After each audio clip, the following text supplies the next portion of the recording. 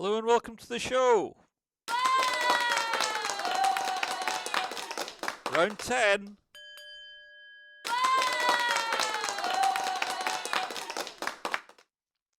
So how are you tonight? You all good? Well, I hope you've been enjoying the sunshine. Certainly here in Scotland, it was 25 degrees, and I was sitting in the house this afternoon, and I thought, I've got to get out. I'm not going to miss this incredible weather because for us in Scotland who have lived here for most of our life, 25 degrees is like really, really hot. And I know for some people around the world, maybe those of you who are watching in California or Australia, that's probably winter weather for you. But I had a fantastic time today. I was out filming, and we welcome our first raconteur, our resident raconteur, William Ritchie from the West. Welcome, William. Glad to see you. You were able to join us because I was chatting to William earlier on this afternoon, and he said in the West there was no internet. And I thought, oh no, this can't be true because William is our resident raconteur on the show. We need William to be here. It's just not the same without William. So welcome, William. Glad you're online. Glad you've got the internet back, and I hope you enjoy the show tonight. So for those of you who are new to the show, maybe this is the first time you're watching, um, our show is recorded to YouTube every week so that if you know people that might want to watch the show and can't see it, it's all recorded, all backed up onto YouTube each week on the same channel name, Vincent Anthony Media. Just go into YouTube, type in Vincent Anthony Media, and you'll see our some of our previous shows and all of the exercises that are there, a free resource for you to help people stay calm and relaxed. Now, coming up on tonight's show, we have a very special guest, James Withey. He is an inspirational speaker. He is an international mental health author, a fascinating guy. Watch out for his interview coming up later in the show. It's quite a long interview, but it's really good. It's a really good source of information for you. We welcome Hayley Pender from the West. Welcome, Hayley. Thanks for joining us tonight, Hayley. I hope you enjoy. Hope you enjoy the show tonight. That's you just finished your work, and I hope you enjoy the show tonight. If you can stay with us for a while, Hayley. Now tonight also we have some mindfulness exercises tonight, so you'll need your yoga mats or bring your device over next to your bed, and just as long as you've got something comfortable to lie down on. Also, I'll be bringing you the much promised mindfulness eating and drinking report, and we're going to be doing that kind of instead of theory tonight. Now, for that, you'll need a grape or a raisin. If you don't have those things, and I know it's short notice, you can always just watch the exercise live anyway, and then you can practice the exercise. Go out and get yourself some grapes. Everyone likes a grape. Get a grape, and you can then practice the mindfulness exercise, or you can just start practice mindful eating and drinking straight away after watching the report, because mindful eating and drinking is very simple, but it's very practical. And if you don't have time for sitting and doing meditation like me, you can start doing mindful eating and drinking 3 or 4 times a day. It's a great practice to do if you're a busy person. And so those are the main things you need to know for tonight's show. Now, I'll do my announcements. We always do announcements. If you're watching tonight, and if you're a Mac user, of course you'll be watching. If you weren't watching, I wouldn't need to say that. Okay. If you're a Mac user, is what I was meant to say, and you'd like to have a go at this live streaming business, if you go into my website, I'll bring up the URL. Here it is right there, Vincent Anthony Media. Go into that, onto the homepage. All the tabs that you need are there. Click on the eCam link, and that will get you started on doing your own live show if you want to go down that route. Also, if you've seen some of our videos on the show, and you think, I'd like to have a go at being a quadcopter pilot because we've done a few bits and pieces of aerial cinematography, click on the DJI link and that will take you to my recommended quadcopter that I personally use for travel adventure video and for the show, and also for other applications. So that's the DJI link for aerial cinematography if you want to go down that route. And also, if you want to donate to the show, you can click on that same homepage on Vincent Anthony Media. You can donate to the show, and any donations will be greatly appreciated because I can maybe put the money towards getting myself a new USB mic instead of using this headset thing. Or perhaps when lockdown's over, we can pay some expenses to a young person to help them get some work experience in video production if they're looking for that kind of thing. Or perhaps you're a company and you'd like to sponsor us. We can put your logo up on the screen as well each week. So if you'd like to help us out, get in touch. Just go to Vincent Anthony Media and click on the contact tab and you can get in touch with me there. The email address is there. So that is our announcements for the show. And also, if you're new to the show, there's a comments box here. Use it if you've got any questions about mindfulness or mental health or anything to do with health. You can put your questions up here, and if I can't answer it immediately, I'll try and research it and come up with the answer on next week's show. Also, you can jump on that message box and just say hello, because over the past few weeks we've built up a gang of raconteurs who join us most weeks and they say hello. And we've got Haley and William so far. We might get Laura from the east, maybe the Karsten Quisler.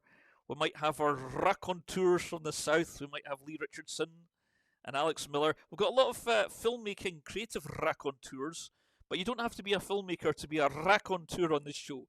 Just come on, say hello, and make your presence known.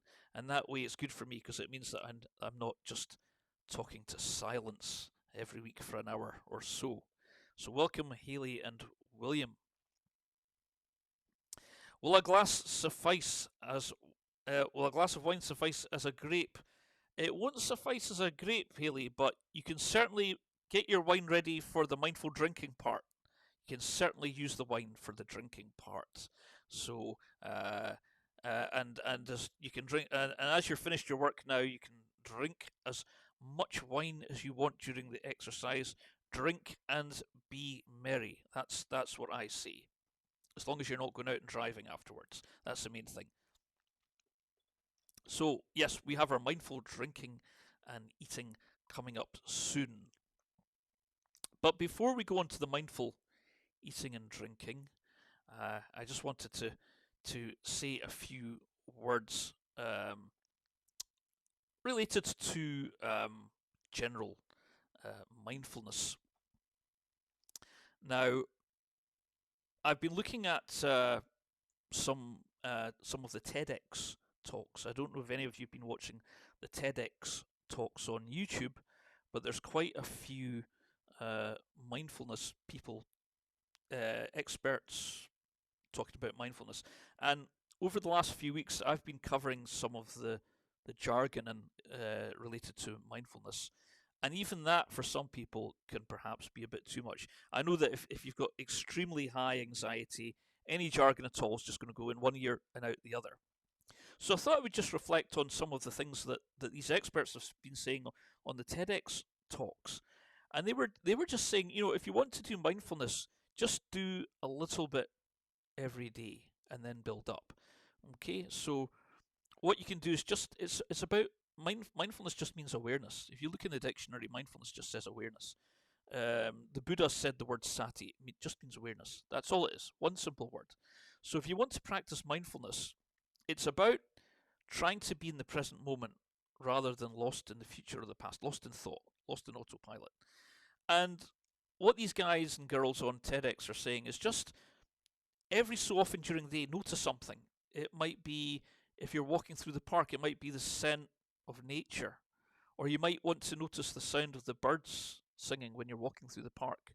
Or if you're at work at your desk, you might want to notice the taste of your coffee, how it tastes. Or you might just want to notice how the feeling of your legs against your office chair. And just do that now and again. Just take notice of these things. And then gradually over time, do it more and more and more. So I now, I've been practicing for a couple of years now or more. So I'm now doing mindful eating and drinking most days. Mindful driving. We've had a report already on a previous show on how to do mindful driving. You can do mindful being a passenger in a car or a vehicle. These are things that I do now every day, and I try to now and again during the days suddenly become aware. Wait a minute, I'm in the present moment. This is the most important part of life, is the present moment. Even if in the present moment you're not feeling great or you're in pain, you can even be mindful of discomfort as well as the nice things in life. And as I said on last week's show, no one wants to be in pain or suffering or anxiety in the present moment. But it's much easier to be present because it's easier for you to try and think of solutions to your problems rather than being lost in thought, trying to repair the past or projecting imaginary horrors in the future. 75% of the time, it'll not come true anyway. So if you're clear and you're in the present moment, that's an easier way to do it, even if it doesn't feel great. Because a lot of us have been there, a lot of us have been in the present moment feeling absolutely terrible, and it's not nice.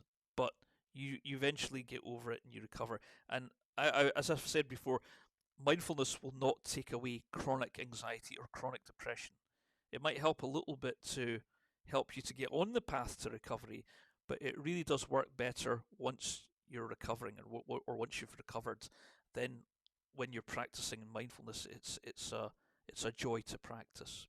So that was just a few words on some basic mindfulness things for you to try if you're finding that the jargon I'm doing each week is perhaps a bit overwhelming or just doesn't make sense. So that's that. Are you ready to do your mindful eating and drinking exercise? As I've said, have a glass of something, cup of tea or some water or some wine, or even better, a bottle of wine. Haley's sitting ready with her bottle of wine, and using my psychic powers, I'm going to say that she's going for the red. Was that right, Haley? Let me know. Let me know how good or bad my psychic powers are. But I'm thinking red. I've just got that idea in my head. Don't worry, folks. I'm not a psychic medium. I'm not going to start doing the psychic stuff. I just thought for a laugh I would try and predict if Haley's going to drink red or white, but I'm thinking red. So, without further ado, let's run VT. Enjoy the exercise, if I can find it.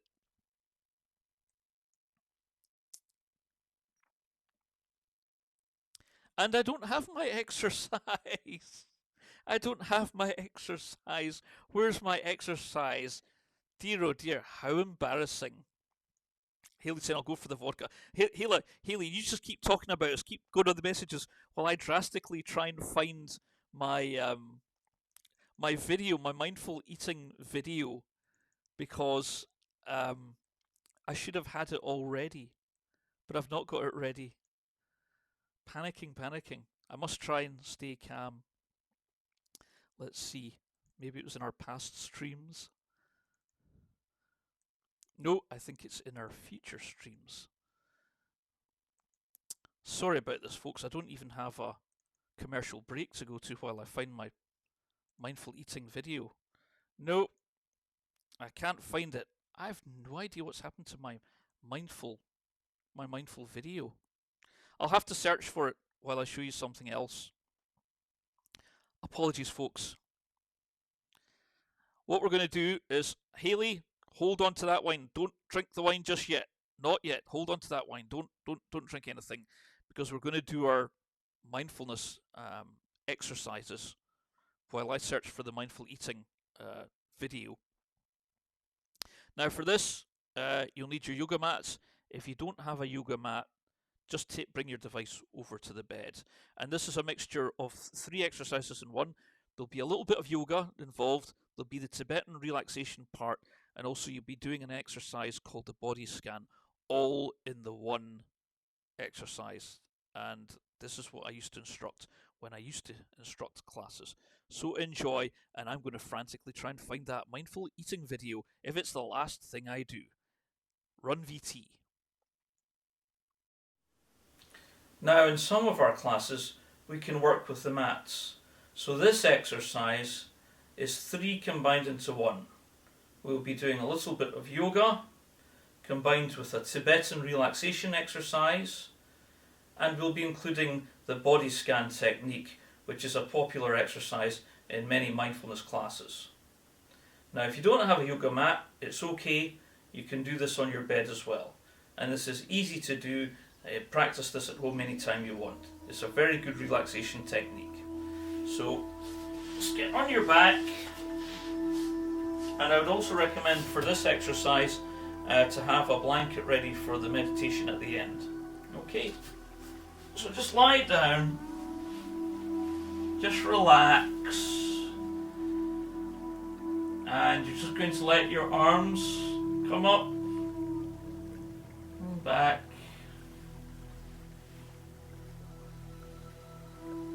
Just observe how relaxing this is. Join in with me.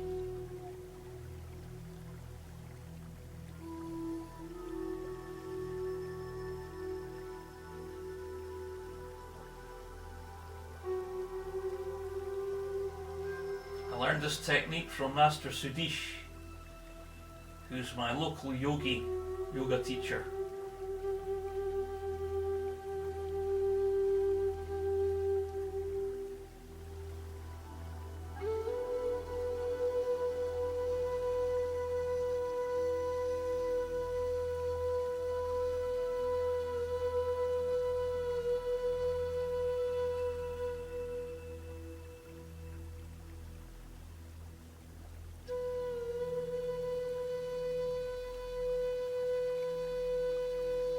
And just let the arms fall down to your sides. Just relax.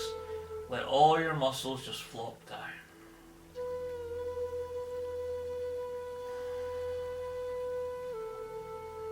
Now we're going to start with our body scan technique.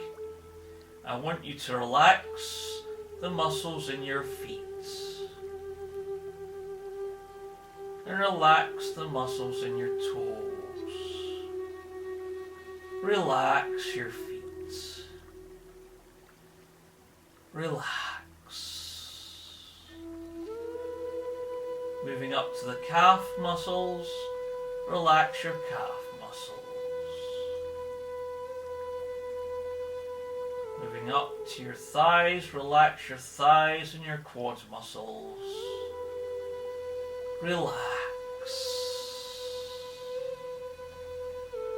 Relax your legs.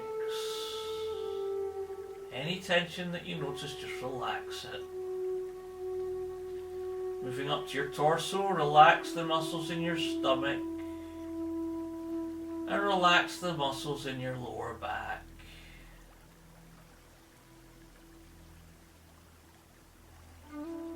Moving up to the chest, relax your chest muscles.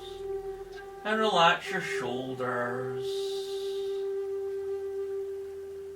Relax.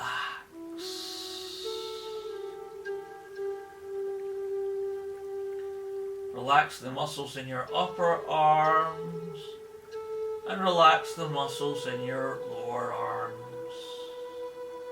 Relax the hands. Relax.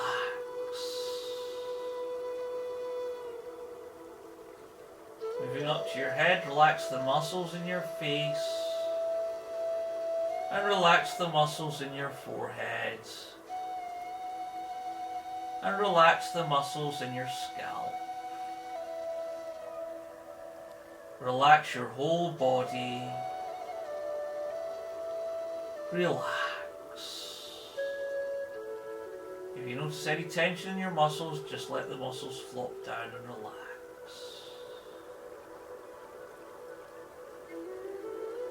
Once your whole body's relaxed, all the muscles relaxed, bring your right knee up, as so. Then your left knee up. Arms up to apex. Now either stay where you are or come up for 20. Up. 1, 2, 3, 4, 5, 6, 7, 8, 10, 11, 12, 13, 14, 15, 16, 17, 19, 20. Right leg down. Left leg down. Arms down. Right leg flat. Left leg flat. Relax. Round 2. Relax your feet, the muscles in your feet, and relax your legs. Relax your upper torso. Relax your shoulders. Relax your arms and your hands. Relax the muscles in your face. And relax the muscles in your scalp. Relax. Right leg up. Left leg up. Arms up to apex. Stay where you are or come up for 20. Up. 1, 2, 3, 4, 5, 6, 7, 8, 10, 11, 12, 13, 14, 15, 16, 18, 19, 20. Right leg down. Left leg down. Arms down. Right leg flat. Left leg flat. Relax. Round 3. Body scan. Relax your feet and relax your legs. Relax your stomach muscles and relax your shoulders. Relax your arms and relax your hands. Relax the muscles in your face and relax the muscles in your forehead. Once you're totally relaxed, right leg up, left leg up. Arms up to apex. Stay where you are or come up for 20. Up. 1, 2, 3, 4, 5, 6, 7, 8, 9, 10, 11, 12, 14, 15, 16, 17, 18, 19, 20. Right leg down. Left leg down. Arms down. Right leg flat. Left leg flat. Relax. Next round, relax your feet and relax your legs. Relax your upper torso and relax your arms. Relax your shoulders and relax the muscles in your face and relax the muscles in your scalp. Once your body's totally relaxed, right leg up, left leg up. Arms up to apex. Stay where you are or come up for 20. Up. 1, 2, 3, 4, 5, 6, 7, 8, 10, 11, 12, 13, 14, 15, 16, 17, 18, 19, 20. Right leg down. Left leg down. Arms down. Right leg flat. Left leg flat. Relax. Just breathe in the present moment. Next round. Relax your feet and relax your legs. Relax your stomach muscles and relax your shoulders. Relax your arms and relax your hands. Relax the muscles in your face and relax the muscles in your forehead. When your body's totally relaxed, right leg up, left leg up. Arms up to apex. Stay where you are or come up for 20. Up. 1, 2, 3, 4, 5, 6, 7, 8, 9, 10, 11, 12, 14, 15, 16, 17, 18, 19, 20. Right leg down. Left leg down. Arms down. Right leg flat. Left leg flat. Relax. Last round. Body scan technique. Relax the muscles in your feet and relax the muscles in your legs. Relax the muscles in your upper torso. Relax your shoulders. Relax your arms and relax your hands. Relax the muscles in your face and relax the muscles in your scalp and your forehead. Okay, last round, body scan technique. Relax the muscles in your feet and relax the muscles in your legs.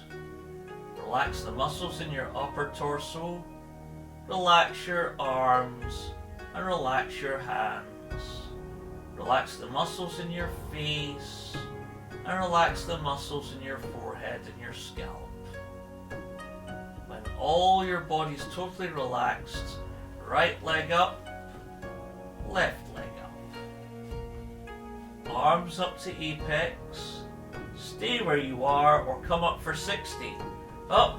1, 2, 3, 4, 5, 6, 7, 8, 9, 10, 11, 12, 14, 15, 16, 17, 18, 19, 20, 21, 22, 23, 24, 25, 26, 27, 28, 29, 30, 31, 32, 33, 35, 36, 37, 38, 39, 40, 42, 43, 44, 45, 46, 47, 49, 50, 51, 52, 53, 54, 55, 56, 57, 58, 59, 60. Right leg down. Left leg down. Arms down. Right leg flat. Left leg flat. Now at this point at home, you might want to put a blanket over you to stay warm. And we'll just do a short meditation. Just lie there and focus on your breath. Any thoughts coming in, try to come back to your breath and concentrate on letting all your muscles just flop down. Just meditate for a couple of minutes.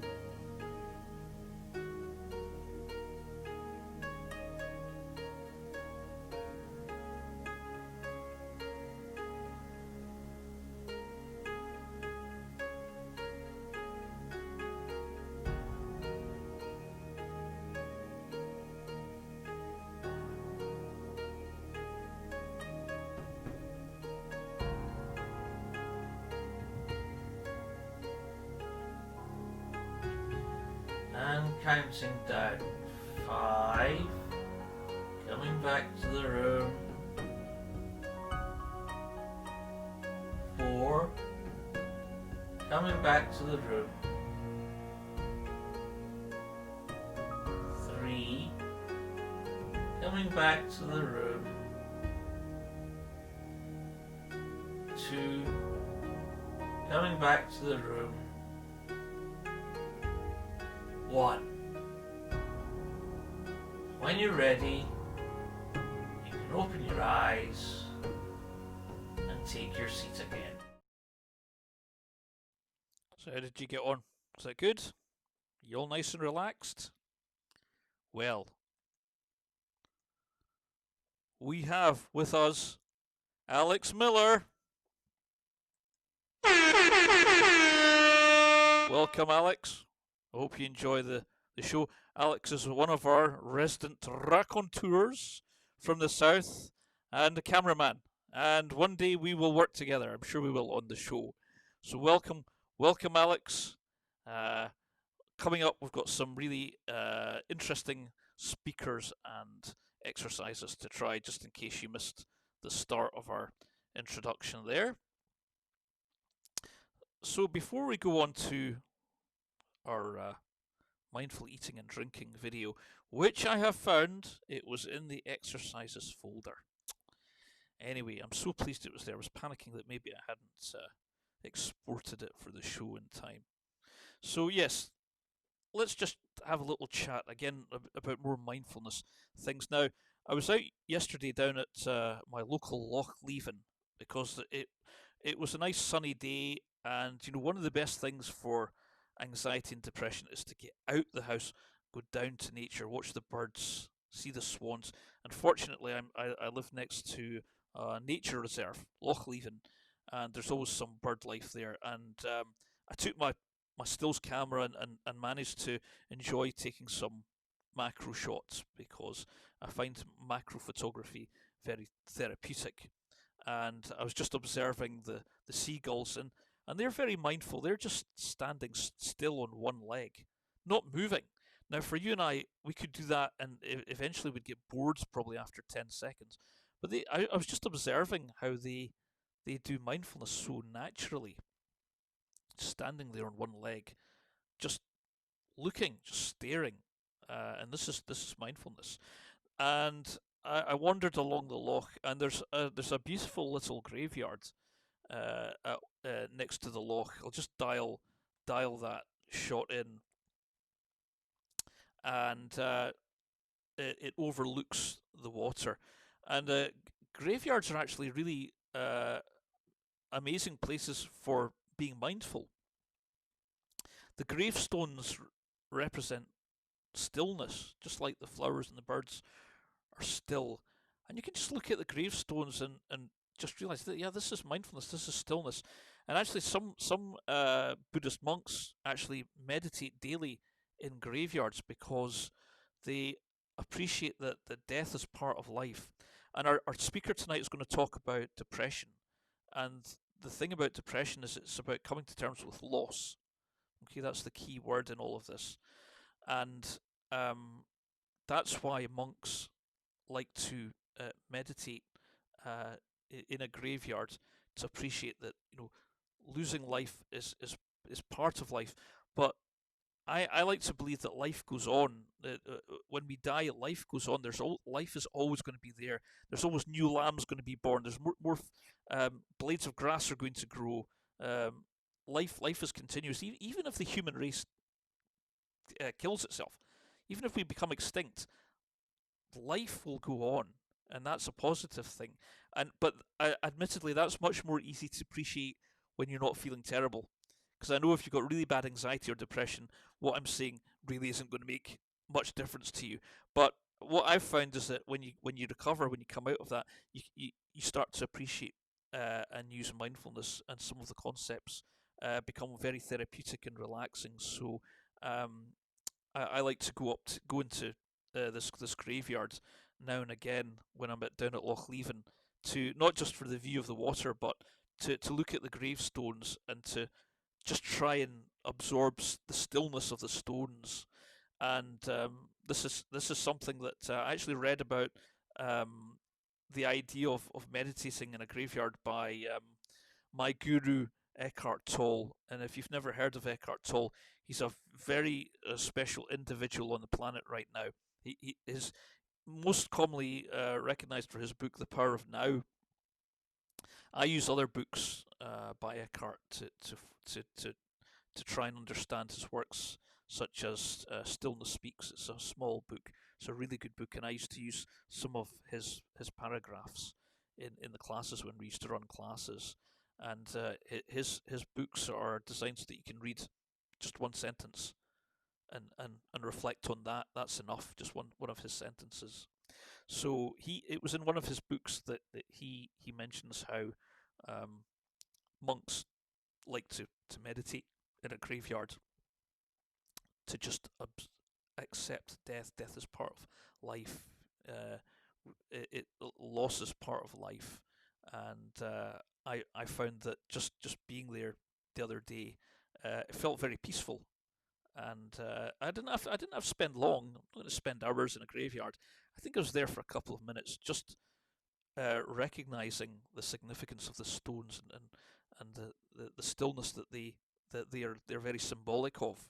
And then I carried on my way took some more photographs, watched the seagulls, and really enjoyed the walk. The walking did me the world of good because I needed to burn off some calories as well. So going down to Loch Leven for an hour. I can't remember how long I was there for. Maybe an hour and a half.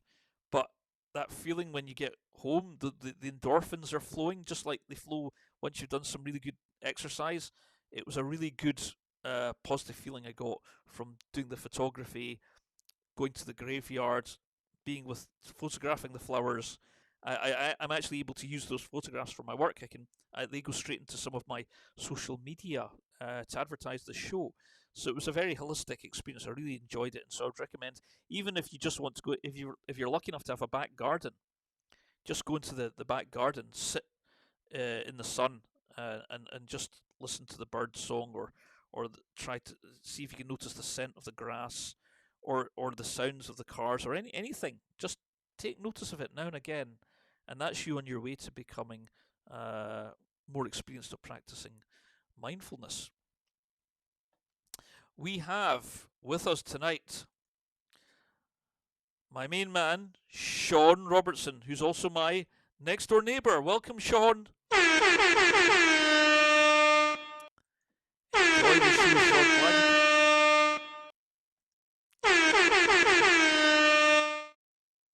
Glad you could join us. I was going to say before I was again rudely interrupted by the DJ horn. I'll have to try and master this software. I'll do it eventually. I'll work it out. But welcome, Sean. You've not missed our mindful eating exercise, Sean, and you've not missed our guest speaker tonight. So plenty more to come. Our guest speaker interview is quite long, but he's an amazing, inspirational guy. So you don't want to miss anything that he has to say. So without further ado, are you ready for your mindful eating and wine drinking exercise? Now that I think I know where to find it. Let's see if I can find it. Enjoy. This is a really good practice. Here we go. This afternoon we're going to try a bit of mindful eating and drinking. Generally, when you're mindfully eating and drinking, especially when you're with the family or in a restaurant or cafe or at work, the idea is to slightly slow down, take your time when you're eating and drinking, especially when you're, even if it's just slowly taking a cup to your mouth. And what you'll be able to do is you'll be able to observe everyone else who's lost in autopilot, shoveling it down their gullet as quickly as possible. And of course, I used to do that before I discovered mindfulness. So again, it's about being aware of what you're doing, but also being aware of other people around you. So for this exercise, we're going to use the humble grape. It's probably the best food to use for teaching mindful eating. So let's start. Now, before you even put it in your mouth, we're going to start being mindful. So let's, first of all, observe the colour of the grape. Observe the detail. This one I have here, it's red, but it's also got a tinge of green at one end. So how often would we notice even the colour of a grape? We normally don't even notice colour. We just know it's either red or green, and we shove it down our gullets. Okay, so look at the colour. Are there any variations in the colour of the grape? Observe the size. Is it large? Is it small? Is it medium? Has it got any imperfections? This grape, you'll probably not see it in this ultra-wide angle lens, but this grape has a slight dimple in it. It's got an imperfection. It's all about mindfulness is about developing your awareness. It's about noticing things you normally wouldn't notice because you're lost in autopilot. Okay, so this one's got a slight dimple in it. Apart from that, it's a perfectly ordinary medium-sized grape. So let's look at touch. Is it firm? Is it soft? Is it aged? Well, this is not aged. It's quite firm in my fingers. Notice the smoothness of the grape. How often do we notice smoothness of things? It's nice and smooth. So just reflect on these things for a few moments, not for hours, otherwise you'd never be able to eat the whole bunch. So look at the smoothness. And that's just reflecting that for a few moments before putting it in your mouth. Now I'm not going to put it in my mouth because the last time I tried to instruct while joining in with everyone else, I found it was really difficult to actually talk. So what to do is take the grape and put it in your mouth. Don't bite. Don't bite. Don't bite. Now roll it around inside your mouth and notice the feeling of the smoothness of the grape against your tongue and the upper part of your mouth. Okay. Notice any slight taste. Does the skin taste of anything? Or maybe it's tasteless. So just for a few moments, roll it around in your mouth, but don't bite. Okay? Resist the need to bite. Let it settle in there just for a few moments longer. You're allowed to swallow though, but don't swallow the grape, of course. It defeats the whole purpose. So keep it in your mouth, roll it around, again noticing the feeling, smoothness of the grape. Now what might happen for some of you is your saliva might start opening the grape up. So roll it around and see if you notice any slight taste of the juice at all. Some of you may not be tasting anything right now, but just roll it about in your mouth and let any flavour start to come through. Remember, as you practice mindfulness, you're heightening your awareness skills of all your 5 senses. So you will become more and more acutely aware of your senses the more you do mindfulness practice. So just continue letting it roll around in your mouth. See if there's any flavour starting to come through just for a few moments longer. And notice any intrusive thoughts. If any thoughts are coming in saying, this is silly, this is boring, or the classic one is I should be doing something more important right now, just observe the thoughts. As we do in our mindful meditation, observe the thoughts. Don't be judgmental with the thoughts. The third aspect of mindfulness is being non-judgmental with yourself, your thoughts, and the world outside.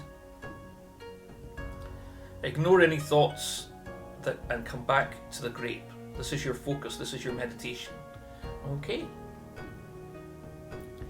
Now after a few moments more, if you haven't tasted anything yet, I want you to slowly, gently bite into the grape to let some of the juices out.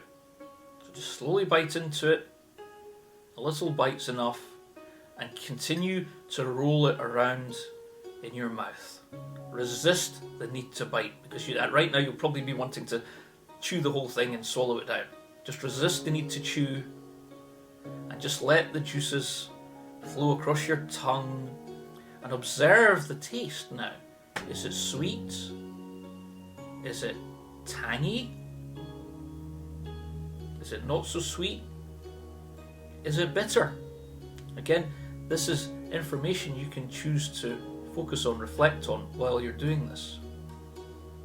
So just roll it about in your mouth now that you've bitten into it and the flavour started to come out. So you're now practicing eating slowly as opposed to normally shoveling it down as we normally do. Okay, so just roll it around for a few moments more. Now take another bite, slightly bigger one, just to release the juices even more onto your tongue.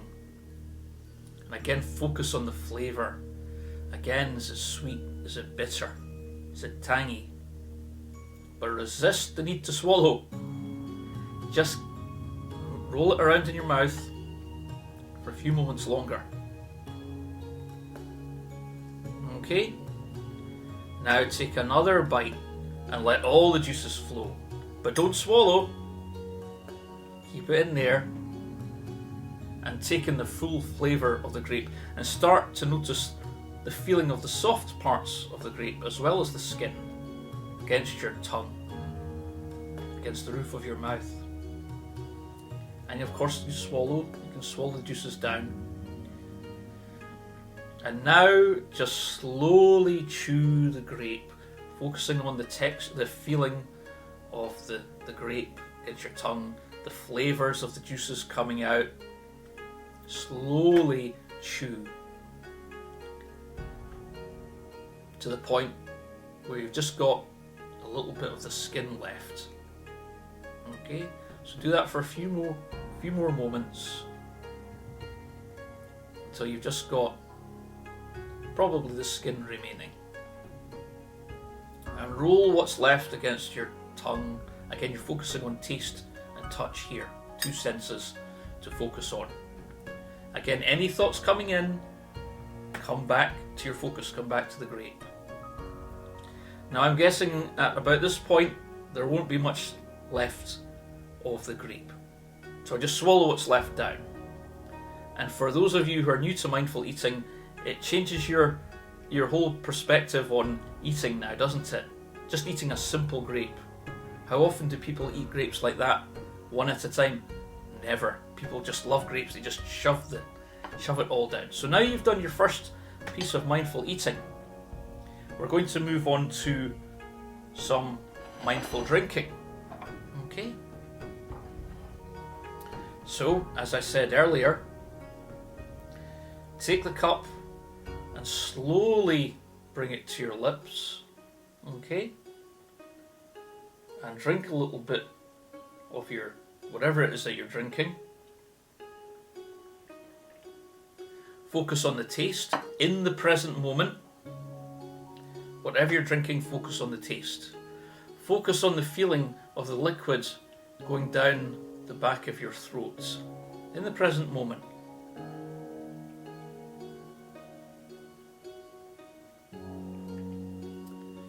Is the liquid warm?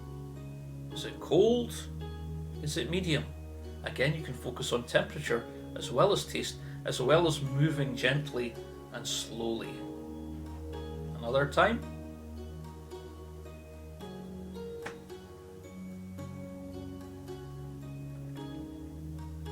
You can also focus on the smoothness of a cup. How often do we notice, how often do we appreciate cups that have no sharp bits on them, or cuts, or broken bits? This is a nice, smooth cup. Simplicity. Mindfulness is simplicity. So I'm grateful. And also when you're doing mindful eating and drinking, show gratitude, be grateful to the universe for providing you with food and drink. Because a lot of people in some countries don't even have clean water to drink. But we are blessed that we have food to eat and water to drink that's clean. One more.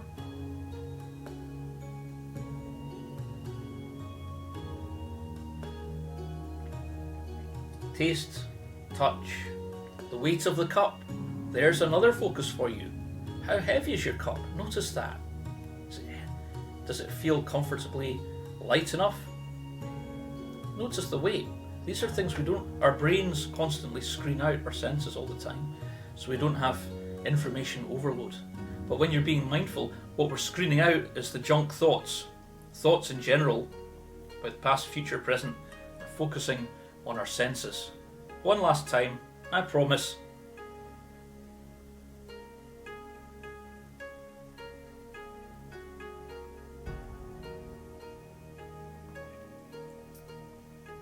And there you are. So that was your basic guide to mindful eating and drinking. So now that you know what to do, you can go ahead and practice your mindful eating and drinking all the time now, and also practice your gratitude for being blessed with enough food and water to live off. There we are. That was our report on mindful eating and drinking. I hope you enjoyed that. And if you didn't have any grapes or to do the exercise tonight, you can always watch the show on YouTube or later on Facebook and do that exercise again. Just run through the video and use a grape to practice your mindful eating and drinking. So, without further ado, I'm going to bring up our guest speaker. It's James Withey. This is quite a long interview, so our show tonight is going to go over the hour, but it's a really good interview. The focus is on depression this week, so all I'm going to do is say run VT and enjoy this interview with James Withey.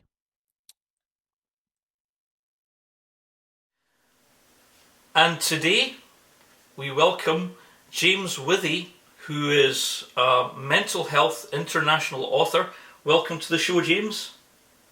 Thank you very much. Good to be here.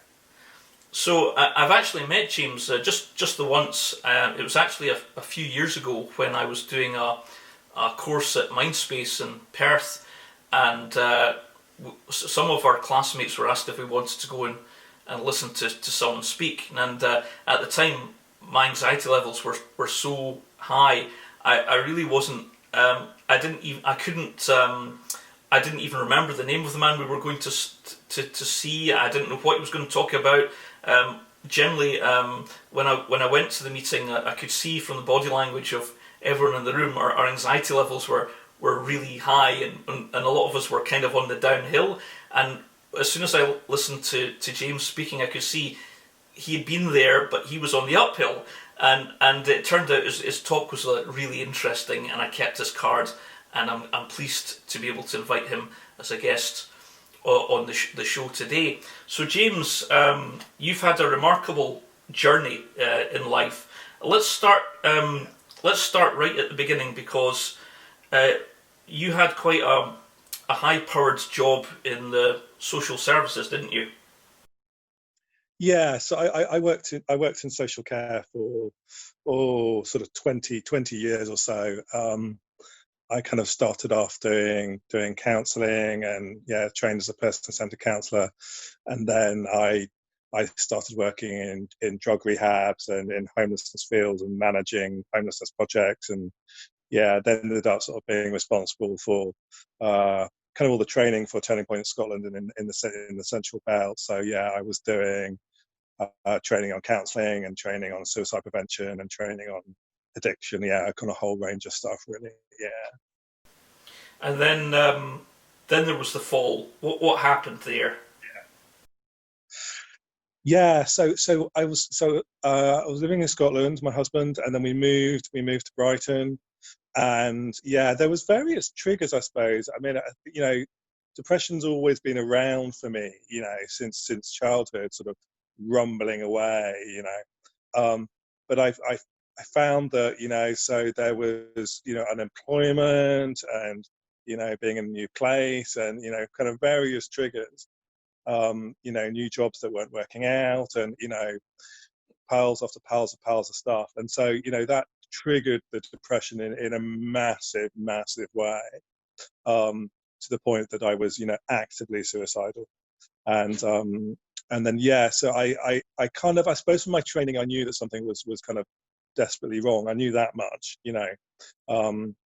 and so I went to seek treatment, and I went to A&E, which was, disastrous. I kind of waited for, 7 or 8 hours, only to be told by somebody that I was a bit sensitive, and, I just needed to take some Valium, and, here's me going, I'm going to kill myself, and it was unbelievable. So the next day I went to my doctor, sort of in a strange kind of, I knew I was ill, I had to do something, but it was really hard, asking for help, as it is when we're unwell with mental illness. And the doctor kind of said, he was sort of, actually what he did is he tutted, raised his eyebrow, in a greatly compassionate way, and, got hold of the crisis mental health team. And so I was with them for months and months and months. I still had sort of suicide attempts, overdoses, kind of wanted to throw myself in front of trains. And I ended up in psychiatric hospital for a few weeks voluntarily. Voluntarily, it was kind of, strongly advised. I think I would have been sectioned otherwise had I not been voluntarily gone. And psychiatric hospital was pretty grim. I mean, this is 10 years ago, so I don't know how things have changed, but it was a pretty traumatic experience. But I also went to stay in somewhere called Maytree, which is a suicide respite centre in London, which was an amazing experience, so full of compassion and care, just a wonderful, wonderful place. And then had some counselling as well. But really, I had a 12 months of not working, not being able to work, and depression being acutely horrendous. So still having suicide attempts, huge amount of psychiatric input, and experimenting a lot with different medications to try and get the right combination. Now, James, I remember you telling us that one of your passions is reading books, and this had an effect on your reading, didn't it? Oh, massively, yeah. So reading was my kind of go-to coping mechanism, really. So, I would read books in the evening, on my lunch break from work. I would go to book groups. It still is my passion, and it really was something that I did a huge amount at that point. And then suddenly, as we know, depression takes away the coping mechanism that you need the most to rely on to manage depression. So it kind of removed that completely. I had no concentration at all. So, I went from reading, I don't know, 60 books a year, something like that, quite a lot, to nothing. So I record it I have like a geeky reading diary, and with the books that I read. And, so the year before, 2011, I read, I don't know, 60 something books, and 2012, one, just one book. So it was a massive fall and a massive loss, because depression is inherently about loss, um, as a lot of mental illness is. And so yeah, it was extraordinary, because I could read nothing really. So yeah, it was a huge loss for me. And lots of people will have similar things, so it could be gardening or running or volunteering or anything that they used to rely on to help them get through. Suddenly you're not able to do that. So that compounds the depression. And it also compounds, the voice saying, you're an idiot, you can't do these things. So you'd lost everything, but Yeah. you ended up in the Maitri, and I remember you telling us that something that started to give you a little bit of hope was you joined a little kind of tea drinking group. Is that right? Yeah, there's a lot of tea drinking at Maitri. Yeah, so um, it's kind of a place run by some staff and some volunteers, and you're there with kind of 2 or 3 other people for 4 days, kind of 5 nights. And so yeah, there's a lot of chatting around the table and drinking tea, and talking about suicide, which is the kind of one thing that you're unable to do with your loved ones, because they're so scared for your welfare. So it was massively freeing to be in an environment where you can talk about the fact that you're suicidal, this big taboo that's still around for us. And that we could say we were suicidal, and there were other people, who were in a similar position to me, different circumstances, but still having suicidal thoughts. And, a lot of volunteers, yeah, and a lot of tea drinking. And, it was, I had formal kind of counseling sessions, but it was often in those kind of informal settings, beside somebody, a volunteer, chatting, with a cup of tea about what was going on in my life and why I felt suicidal, that a lot of work was done at that point. Sometimes people being, beside us physically and emotionally beside us is incredibly healing. And just being able to talk about the fact that I was suicidal without somebody immediately trying to save me, to kind of go, oh, but look at your life, which is just impossible when we're suicidal. So we've got this massive thing in front of our head, so, suicide and death, and wanting to get rid of the pain, crucially wanting to get rid of the pain. And what happens a lot is that people that are wanting to help and generally wanting to help are there going, oh, but look at your lovely life, and look at your garden and the lovely flowers, and actually it's impossible to see that until you've talked about the death stuff, basically. And places like Maitri, and there are more springing up, places like Maitri where you can go if you're in suicidal crisis, give you an opportunity to talk about suicide, rather than kind of say, oh, just put that to a back burner and focus on the things that you've got in your life, which is just, impossible to do when you're in that frame of mind. And James, you also were involved in a gardening project as well. I was, yeah. So one of the things that I missed greatly was kind of having some kind of role, really. So being in work, I kind of, I mean, it wasn't all of me, but it was, I was there full time, and, so I was having a role and having some meaning. So sort of doing some meaningful activity, something that meant something, that was contributing something. And I really missed that. So yeah, I joined a sort of community allotment here in Brighton, and I just went, I went for a few hours once a week, and that was it. That was really all I could manage in terms of, seeing people I didn't know, but it gave me a sense of meaning. So, and it gave me a function, you know, and so yeah, I went every week and sort of dug up weeds and tried to grow carrots badly and things like that, and stoked the fire, and it was great because it gave me a bit of interaction with people, but not too much.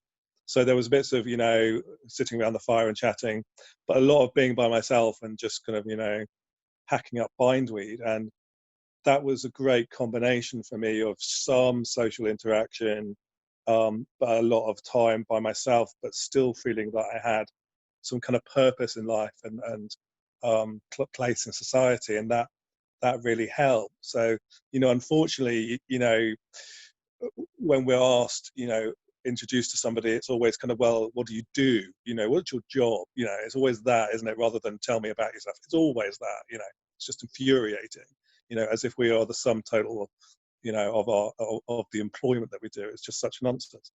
But I think, beyond that, it gave me some purpose, So if I was able to keep the fire going, that was great. If I was able to get some weeds out, that was really good. So it was kind of, what might be seen as others as small steps, but for actually me were really huge steps of those kind of those things that really helped me sort of, to progress really, really slowly, but kind of the pace was right, and the environment was right.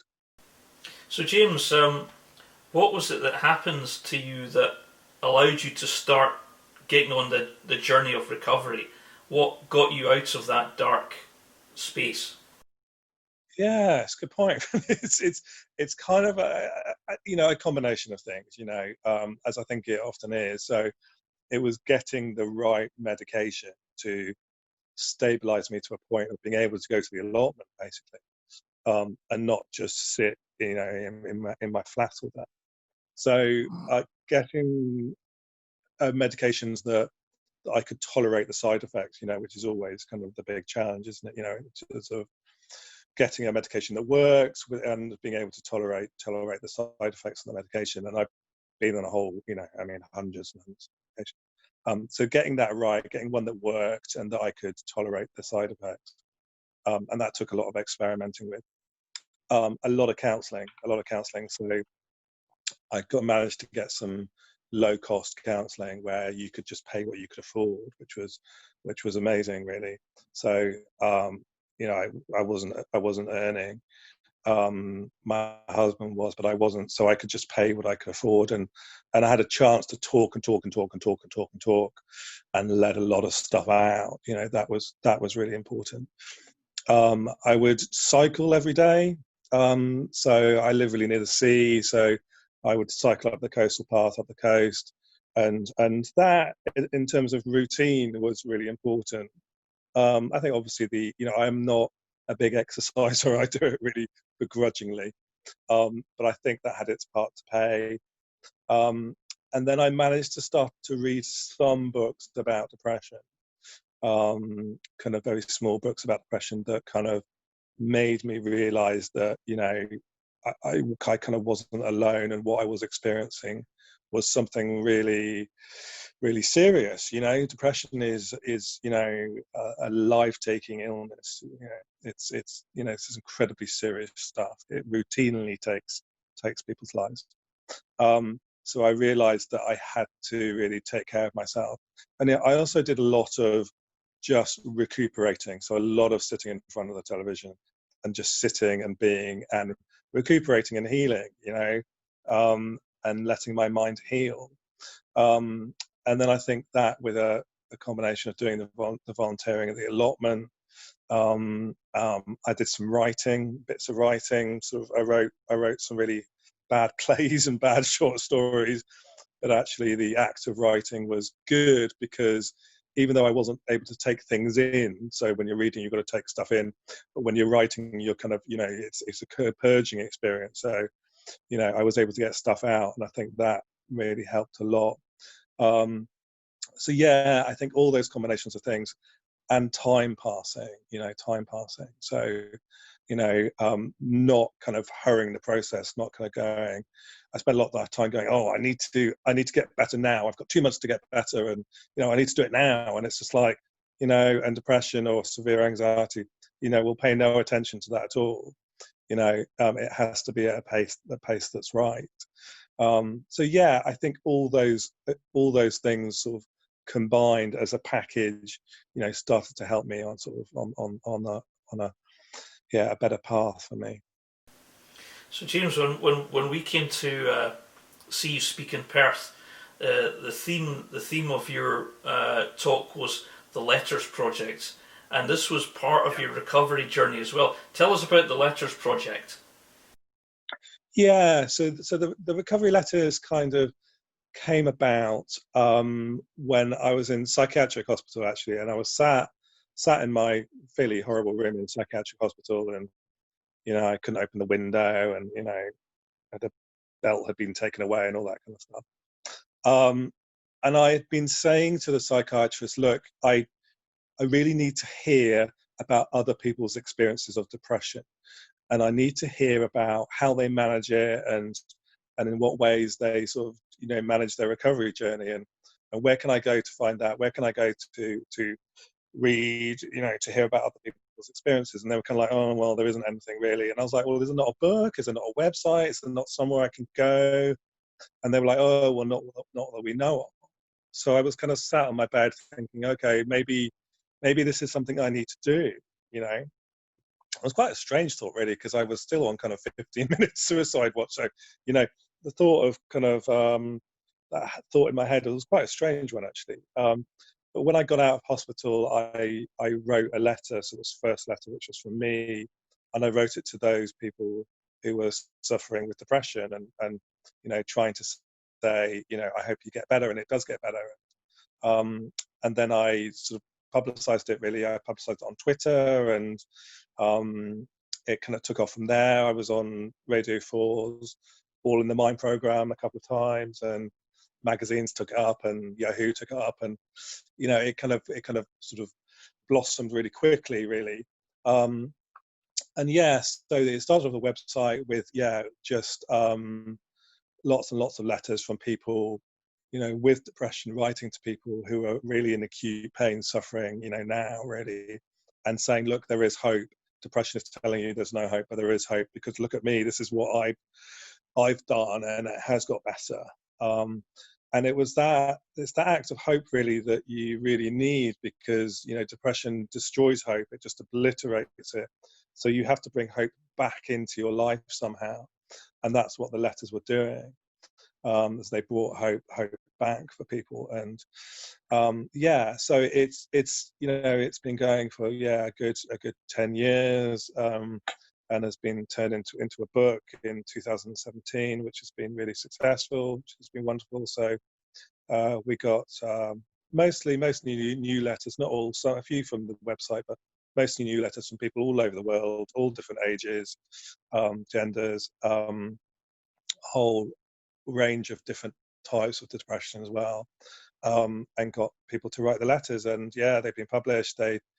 It's been really successful. So Cosmopolitan named it as it's one of 12 books about mental health you should read, and some wonderful kind of endorsements, really, I guess.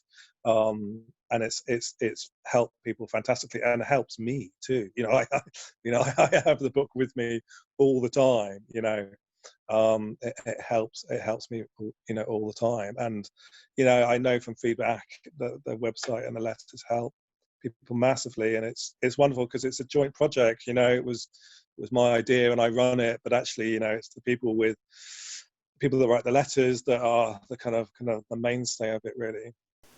So James, we spoke earlier. Am I right in saying you've got a follow-up book coming in the pipeline? Yeah, so there's a follow-up recovery letters book which will be out next year, and that book is called What I Do to Get Through, and it's kind of all about people doing different hobbies and activities, really, to manage their mental health. So sewing and running and swimming, and walking their dog, whatever it might be, all those kind of activities and hobbies that we rely on a lot actually to manage depression. So yeah, so in a similar vein, it's kind of people with depression, writing about their account of how they manage it, so yeah, that's coming out next year, which is fantastic. And also, you have another book that's been published as well. Yes. So yeah, I have a new book out called How to Tell Depression to Piss Off, and that is out. That was out. Yeah, it was out last week. And it's sort of 40 tried and tested ways by me, really, of kind of managing depression, with a big dollop of kind of dark humor thrown in as well. And again, it's small, accessible chapters that you can flick through and read. You don't have to read it cover to cover. And it really sort of distills all the ways that I manage depression. I was kind of really keen to write it. I sort of realized that, as the last 10 years, that there were certain things that I would do to manage this. And I was thinking, actually, it'd be great to write that down. It'd be great to write that down and have that as a book. And yeah, and Little Brown, the publisher, have kindly published it. And yeah, it's some amazing feedback from it at the moment. And yeah, it's something I'm massively proud of. It's and again, it's something that I use all the time. And it's kind of, people don't need to do every single one of the 40 ways. People can pick and choose different ways to try to help them manage their depression. And it's not, it's not the book that's going, oh, do some mindful coloring and take a bath and have a chamomile tea. It's kind of much more kind of practical ways of doing things, or ways of thinking about depression, or ways of dealing with depression that you can actually do. And it's, I hope it's a far cry from kind of 500-page cognitive behavioral therapy books. You don't have to do any homework, and you don't have to understand sort of complex psychological, theory. It's very kind of, this is what you can try, this is what you can do. So yeah, it's fantastic. You see, one of the reasons why I've got James on the show is because he's an inspiration to everyone. He's decided to choose life and have a go at life, and also you got yourself back into work as well, didn't you? I did, yeah, absolutely, yeah. So I knew I couldn't go back to what I was doing before, because we change with depression. We don't, we evolve, and we don't go, immediately back to who we were. That's, it just doesn't, certainly didn't happen for me. But yeah, I work in a library, which I love, and it's and I think actually the importance of finding a job that you love and can manage is really, really, really important. Those stresses that work can produce are huge triggers for anxiety and depression. So I knew that I couldn't go back to doing what I did. My anxiety levels would have been too high. So yeah, I work part-time in a library, which is great. So I get to talk about books and being around books. I get to be with people, but I also get times by myself where I'm just happily shelving books. So it's a really good combination for me. So I look forward to going to work, which is wonderful in itself.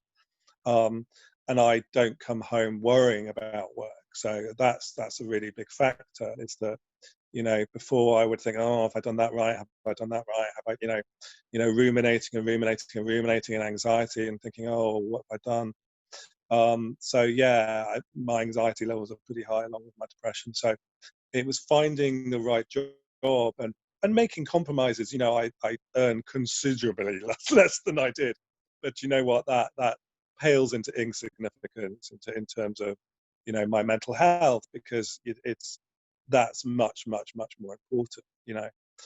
So yeah, I love it. I love going to work. That's not happening at the moment, obviously. But I love being able to help people still. It's in a different way that I used to. But yes, I enjoy it, and I look forward to it, and I don't come home worrying about it, and that takes a huge burden off the worries that I used to have about work.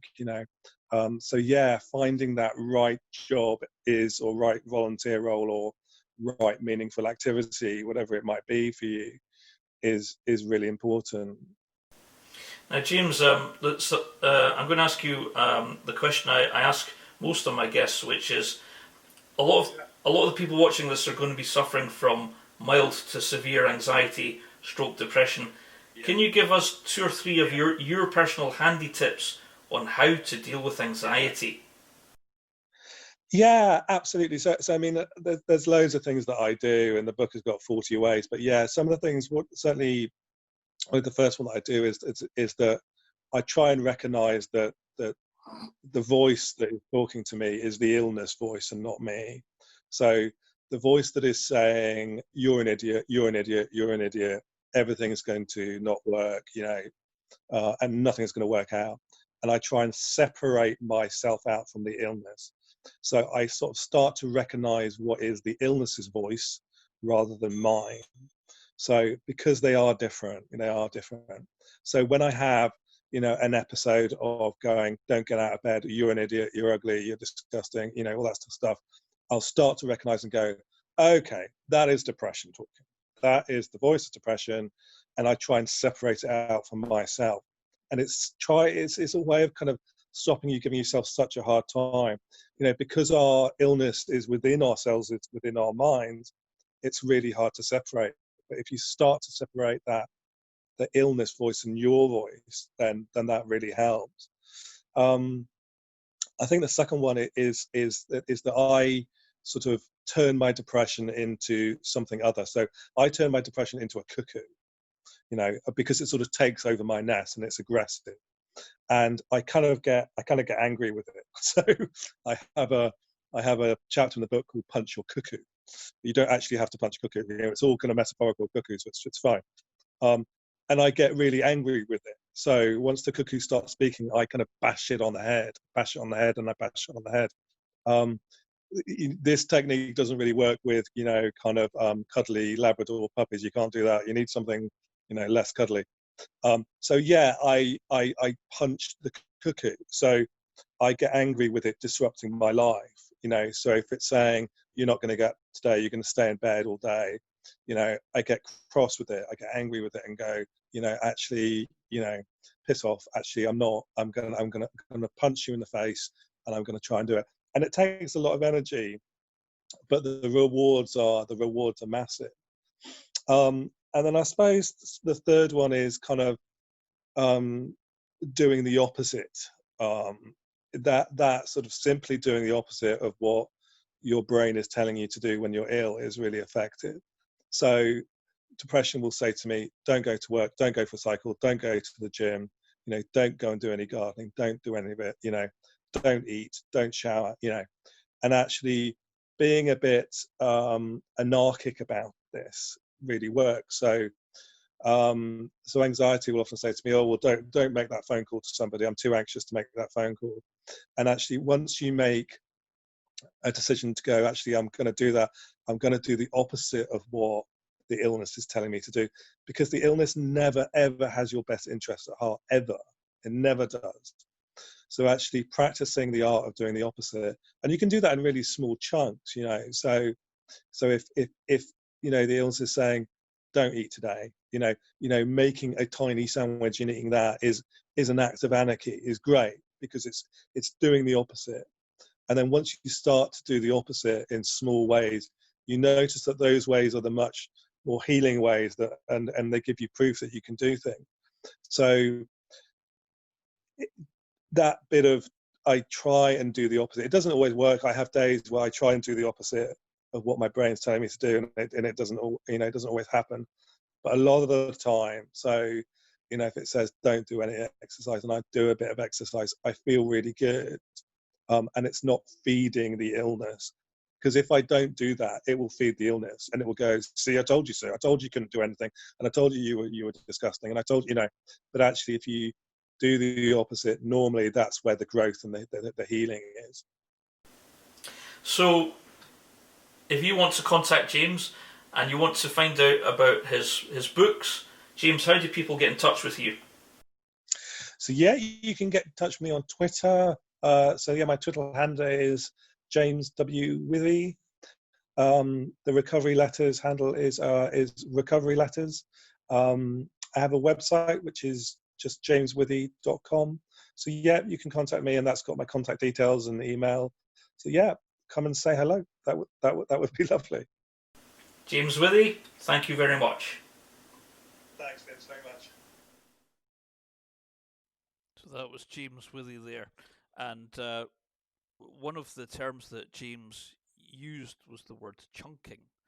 And what chunking means is that when you've got severe anxiety, stroke, depression, just doing anything, just sometimes just getting out of bed is a real effort. In fact, sometimes we don't even want to get out of bed. The thought of getting out of bed is too much to bear. But chunking is where once you're out of bed and you decide you want to do some things, um, it's easier to do a little bit each day rather than try to do everything. So, for example, I remember when I was at my class in Mindspace, we were sitting around the table and we were talking about chunking and we were talking about doing the hoovering. Now, doing the hoovering, for me, it only takes about 10 minutes to do the hoovering in my house. But I still find even now I'll try and think of any excuse not to do the hoovering. But I do the hoovering and I have to force myself to do it. I don't know why, because I find it easy to go out and cut the grass or clean the car. But for me, hoovering is the one thing that I find the hardest to motivate myself to do. And I remember when I was in class a few years ago in Mindspace, and we're talking about the Hoover, and I think it was our instructor said, even if you just get the Hoover out the cupboard and just let it stand there. That's something. That's chunking. That's doing something. And we were all laughing about this, how it's so funny that you get the Hoover out the cupboard, but you don't actually do the hoovering. But that's chunking. Getting the Hoover out the cupboard is a start. Then maybe you'll think about doing the Hoover later on that day, or maybe the next day. So that's chunking. So if you really are ill, don't try and do your normal everyday things that you're used to doing. Just do one thing a day. If you can do one thing a day, that's enough. Do it in little chunks. Or if you're going to decorate a room, don't try and do it all in a couple of days.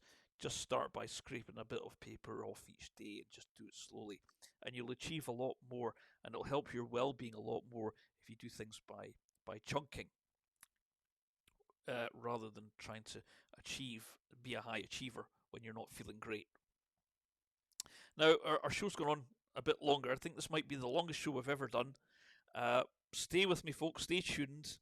We're nearly there. We've come to the end of the show now, and each week I recommend a film, a movie that I think is very inspiring and I think is good for your well-being, because a lot of you are locked down indoors. A lot of people are just not going out at all. So you need things to keep your minds occupied. And I think lockdown must be horrific for people with extreme anxiety and depression, because you're just not getting out and having access to therapy, group therapy, facilities, and all the things that you need.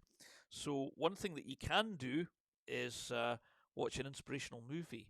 Now, this isn't a movie I'm going to recommend tonight. This is a TV program. I'm just going to dial in South Park. Now, I never saw South Park when it first came out years and years ago, but now that I've got Amazon Prime, I can watch the series of South Parks, and there's actually 26 separate series, and it appeals to my humor. It might not appeal to everyone's humor, but I really like it. I actually try to watch 2 or 3 episodes every night, and it just lifts my spirits. Maybe it's because I really do appreciate the humor, and a lot of the humor is looking at society, looking at us and our different fads and our different belief systems, and how we let fads and things control us so much. So my recommendation is South Park. However, the reason I bring up South Park tonight is because I was watching it last night, and it was episode 1 or episode 2 of season 3, and one of the characters, I'm not sure which one it was, whether it was if you look at the image I've got there, I'm not sure if it was the character in the middle. I think he might be called Stan, or the character on the right hand side with the green hat. It might have been him. Certainly not Cartman, who's the chubby one on the left. But one of these characters came out with this quote, and it was really quite profound. It was definitely mindfulness. So what I'm going to do is I'm just going to read you this quote. It's just a sentence, And what he says is the basis of reasoning is the mind's awareness of itself. What we think, the external objects we perceive, are like actors that come on and off stage. But our consciousness, the stage itself, is always present to us. Now that's quite profound. It's quite a profound thing to say. And actually, I had to rewind that back several times last night before it sunk in when I realised what he was saying. So what you might want to do is after the show's over is just rewind this part of the show over again and listen to that sentence. It's a really profound thing, and it's something I totally would not expect to hear on an episode of South Park's. So that's us come to the end of our show tonight. I hope you've enjoyed our mindfulness exercises, our Tibetan relaxation, and the mindful eating and drinking. All that remains for me to do is to thank our guest tonight, James Withey, and I hope to have him back on the show later when his second letters book has been published. It'd be nice to find out how he's getting on with the book. Also, I'd like to thank our resident raconteurs who joined us on tonight's show. It's always great to have some company on the show. We had William Ritchie, Haley Pender, we had Alex Miller, and Sean Robertson. Thank you. And also thank you, our viewers, for joining us and watching the show tonight. And next week, I will be having Gosia Scarrott, who is a confidence coach. So watch out for Gosia's interview on next week's show. And I just want to say, namaste. Thank you for joining us, and we'll see you next time. Run credits. Bye for now.